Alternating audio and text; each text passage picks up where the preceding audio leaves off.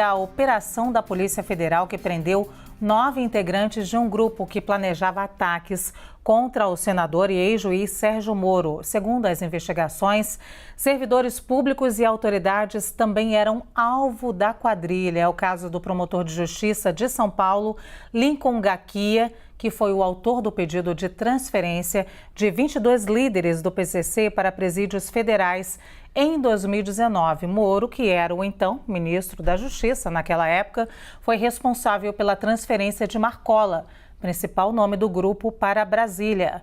Eu converso agora, neste momento, com o promotor Lincoln Gaquia, que vai esclarecer para a gente um pouquinho. Promotor, muito obrigada por nos receber. Primeiro, como recebeu essa notícia? Já sabia dessa operação da Polícia Federal, promotor? Boa tarde a todos. Realmente eu sabia da operação porque as investigações elas se iniciaram aqui no Ministério Público de São Paulo, no GAECO. Né? Nós já tínhamos investigações acerca dessa facção criminosa, principalmente após a remoção do Marcola e lideranças, né, para o sistema federal. E nessas investigações surgiu aí o nome do ex-ministro Sérgio Moro.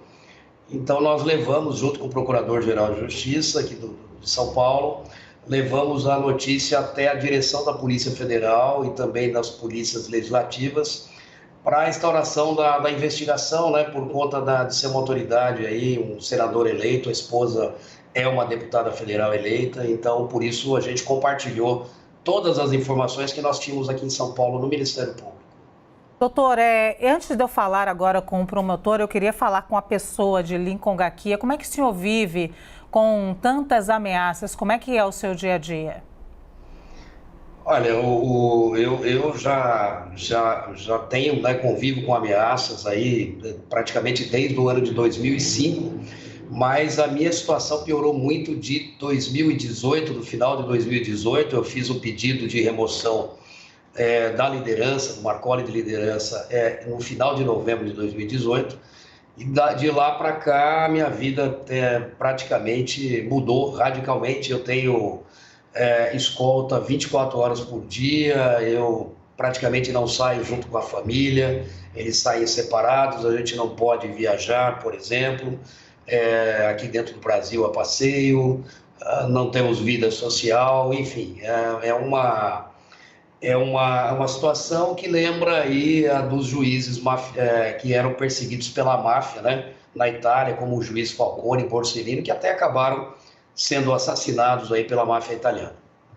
Doutor, só mais uma pergunta, a gente está aqui com os nossos analistas que também querem entrar nessa conversa. Como é que a gente pode definir o nível de organização, então, desse atentado que se planejava contra o senhor, contra o ex-juiz, ex-ministro e atual senador Sérgio Moro? Olha, eu realmente me surpreendi bastante, né, com os requintes, né, de ousadia, o planejamento que foi feito. Eles têm um setor que eles denominam de sintonia restrita, que é justamente um setor que é responsável apenas, né, por atentados e sequestros aí de agentes públicos e autoridades, e também por resgate de lideranças presas. E foi justamente esse setor que nós investigávamos aqui em São Paulo, que foi o responsável aí por esse plano que envolve não só o ex-ministro Moro, mas há outros agentes públicos também no Brasil que foram ou que estão sendo alvos aí dessa facção criminosa. Então eu vejo com muita preocupação, eles realmente têm muito dinheiro envolvido, armamento, já tinham chácaras, imóveis alugados, né, no caso do Moro, por exemplo, em Curitiba, carros blindados, então a gente realmente vê com muita preocupação. Eu vou chamar aqui o nosso time de análise, Basília Rodrigues e Leandro Rezende, para fazer perguntas. Basília, pode seguir. Obrigada, Lu. Promotor, há muito tempo a gente cobre a tarefa que o senhor presta ao Estado, o serviço que o senhor presta ao Estado aí na promotoria. O senhor é um especialista, tido por nós jornalistas, um especialista nessas investigações voltadas contra o crime organizado. Eu queria fazer uma conexão de ação e reação, os fatos, né? Quando o senhor fala que pode ter relação com a transferência do Marcola, a transferência de presos, isso aconteceu, no caso específico, em 2019. Como que o fato de 2019 se conecta agora com essa onda, né, com esses planos de ameaça e, em última consequência, até assassinato de um dos senhores? E se, numa segunda pergunta, mas ainda voltada à conexão, se isso tem alguma relação com o que está acontecendo no Rio Grande do Norte, em que a ação do crime organizado está tomando conta das ruas já há dias, né? As ruas ali do estado Potiguar. Não, na verdade, eu entendo que há uma conexão, sim, evidente, né, entre a remoção do Marcola da liderança, que foi inclusive pedida por mim no início de 2019, eu fiz o pedido no final de 2018, mas foi deferido no início de 2019, com os fatos, né, inclusive envolvendo atentados contra a minha vida e do próprio ex-ministro Moro. Por que que eu digo isso? Porque já havia aqui no estado de São Paulo, por parte dessa facção, planos para o resgate deles aqui no interior de São Paulo, aqui na Penitenciária 2 de Venceslau. Quando nós removemos, justamente por esse motivo, o primeiro e o segundo escalão da liderança que esteve aqui no estado de São Paulo, nessa mesma unidade, de 2006 a 2019, sem serem tocados, né? Eu mesmo já fiz vários processos contra eles e nunca havia conseguido a remoção deles, o isolamento deles. O isolamento trouxe muito prejuízo financeiro para eles, líderes, causou uma guerra interna, né, pelo poder, que a gente tem visto aí no dia a dia. Há um paulatino enfraquecimento no nosso modo de ver dessa facção. E se vocês verificarem, já com o Marcola aí no sistema federal, tivemos um plano de fuga dele, de resgate dele em Brasília, ele foi removido para Porto Velho. Em Porto Velho se descobriu um outro plano em andamento, que é o mesmo, só muda o local, e também atentados contra os agentes penais penitenciários federais. Em Porto Velho, por exemplo, foi a Operação Sicários da Polícia Federal, e eles tinham duas determinações que foram dadas pela cúpula, pelo Marcola. A primeira delas era o resgate, né? O plano A é o resgate, que eles denominavam até de STF, uma codificação que eles passavam através de advogados. E o plano B, na verdade, que eles chamavam codificado por STJ, se o STF, né, que é o resgate, não desse certo, eles partiriam para o plano B, e esse é o plano B. O plano B seriam atentados pelo país todo e sequestros. Para quê? Para forçar ou a soltura do Marcola e alguns outros líderes, ou mesmo a devolução deles para o estado de São Paulo. Isso para nós ficou muito claro, né?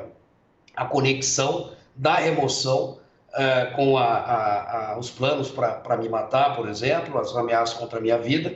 E no caso específico do ministro Moro, além dele estar à frente do Ministério da Justiça durante a remoção, ele foi o responsável pela proibição das visitas íntimas do sistema prisional federal. E isso realmente desagradou demais, não só a cúpula do PCC, mas do Comando Vermelho, do Sindicato do Crime, e todas as facções que líderes estão cumprindo pena no sistema federal.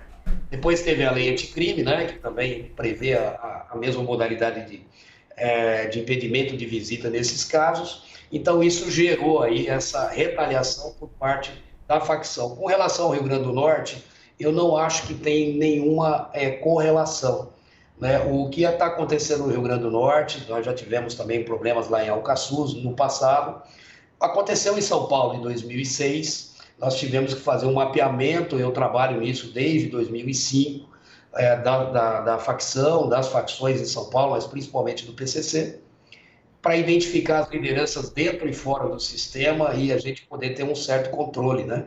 Então, isso foi feito aqui em São Paulo, por isso que depois disso a gente teve pouquíssimas rebeliões, né, e atentados. Leandro Rezende. Doutor, obrigado por estar conversando com a gente. Quando exatamente que o MP recebeu informações de que havia um plano para matar, sequestrar o ex-ministro Sérgio Moro? Porque desde fevereiro ele anda com escolta da Polícia Legislativa. Então isso me leva a uma conclusão de que essas denúncias, né, essas informações sobre um plano para executá-lo, para sequestrá-lo, são do começo desse ano. Isso procede? E outro ponto, né? Quais outras autoridades o senhor mencionou, o senhor próprio, alvo de ameaça de morte, o ex-ministro Moro, quais outras que apareceram nessa investigação, doutor? Bom, as outras autoridades, como nós iniciamos as investigações aqui e compartilhamos com a Polícia Federal, nós tivemos conhecimento do envolvimento do nome do ex-ministro Moro no final de janeiro, agora de 2023.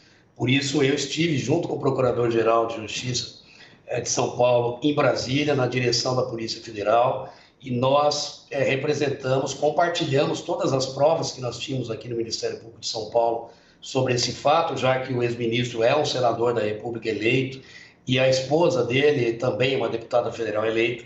Nós comunicamos às polícias legislativas e também aos chefes, né, do Legislativo, a presidência do Senado, a presidência da Câmara, evidentemente, ao ministro da Justiça, essa situação. Por isso foi concedida, sim, a escolta policial, não só para o ex-ministro Moro, e também para a sua esposa, que é deputada federal por São Paulo, e os filhos, né, que estão no Paraná. Então, é por isso que eles têm realmente andado escoltados, o que a gente procurou fazer, né, e a Polícia Federal fez um belíssimo e rápido trabalho, há que ser dito, né, essa colocação, porque nós compartilhamos isso no final de janeiro e hoje essa operação já foi deflagrada e os responsáveis já estão presos, inclusive.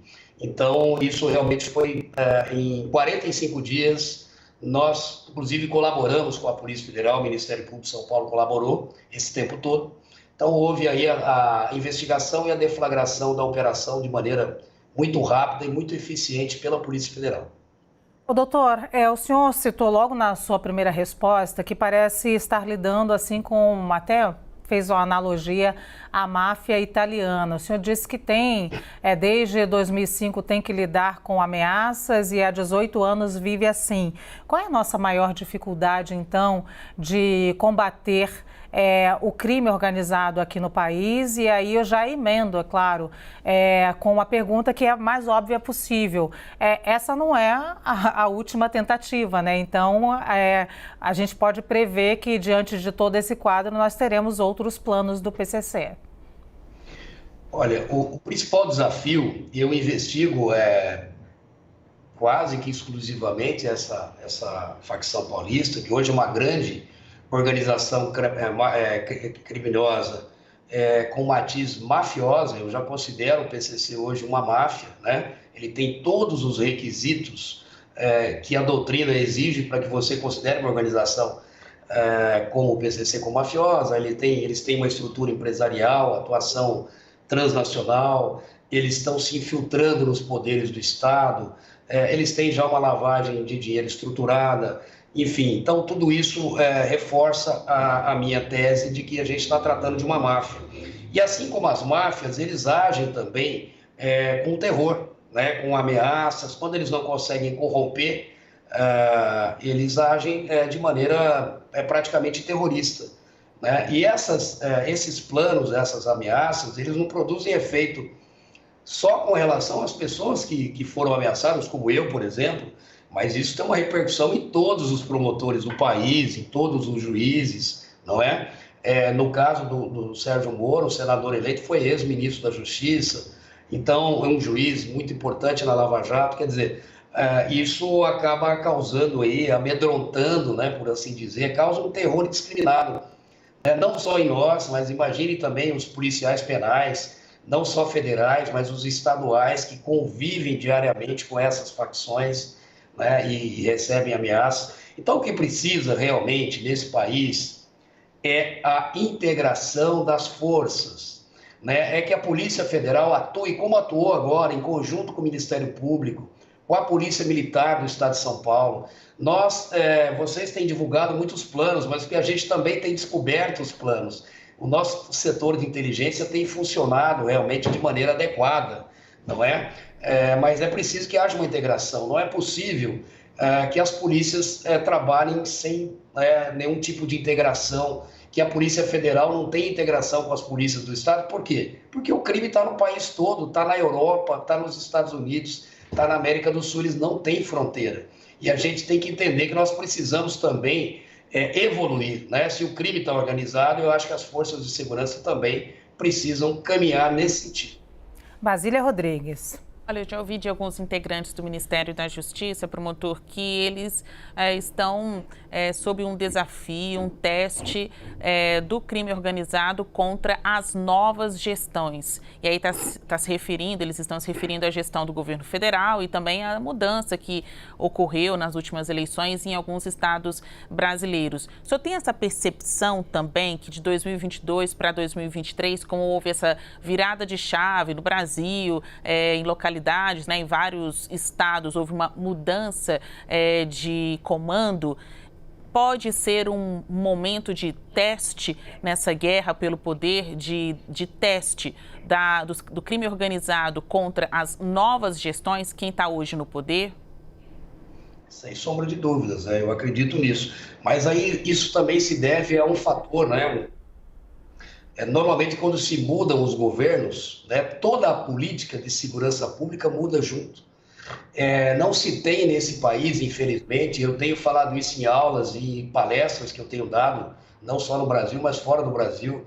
Nós temos que ter um plano de segurança de Estado, né, e não de governo. Então, o que a gente tem visto é que passam, às vezes, um período de 4 anos, ou às vezes 8, quando há uma reeleição, e quando há uma sucessão, normalmente se desmonta todo o aparato que foi montado, né, a respeito da segurança pública como um todo, né? E isso realmente, o crime vê essas oportunidades. Nós tivemos uma mudança aqui no estado de São Paulo muito grande, não é? O PSDB teve à frente aqui do governo estadual por décadas, né? E agora mudou o governo, mas nós não tivemos nenhuma situação de ataques aqui. Por quê? Porque as instituições ainda estão funcionando, independente do governo, né, que também, né, tem apoiado eventualmente, mas as instituições aqui estão agindo de maneira integrada há muitos anos, e a gente aprendeu essa lição aqui em São Paulo a partir de 2006, quando nós ficamos, eu digo que a segurança pública ficou de joelhos, né, perante o crime organizado. Nós não tínhamos informações do tamanho dessa organização, como eles agiam, quem é que estava preso, quem é que estava solto.